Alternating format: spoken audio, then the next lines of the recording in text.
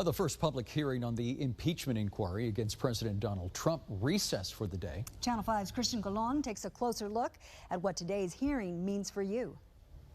You have probably heard the term impeachment inquiry for the past month. Today was the first day of the historical hearing that could end in the removal from office of President Donald Trump. All of it could be difficult to understand, but here's what you should be looking out for.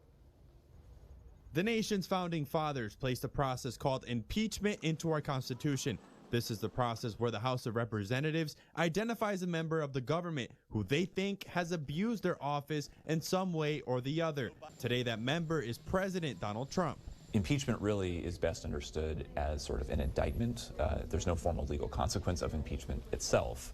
Impeachment is an opportunity to send along this to the Senate, and the Senate would be the place where there would actually be a trial. And so what is happening right now is the initial stages of a process that would eventually, potentially, produce a trial. Professor of political science Charles Olney says what started today was the first public hearing where the House of Reps lays down all the evidence on the table for the American public. Their question?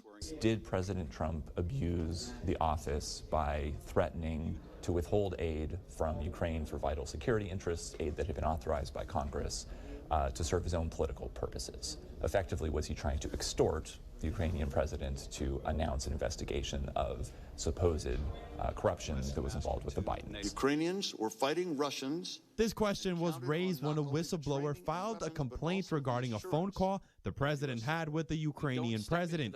Now, for some of those individuals who might have had a connection, they will testify like the two individuals did today. For some Valley residents like Daniel San Miguel, this hearing is all they have been listening to. The United States is divided. One is against the other, especially us, Hispanics. San Miguel says this hearing will make them understand if the president did obstruct justice. For Sam Saldivar, this trial shouldn't be happening, but he plans on catching up with it. Well, I'd like to see what they said, the Democrats and the Republicans, and see what, maybe I'm wrong at all, but right now I don't think they should even go into trial. Both agreeing this hearing could have a huge impact on next year's presidential election.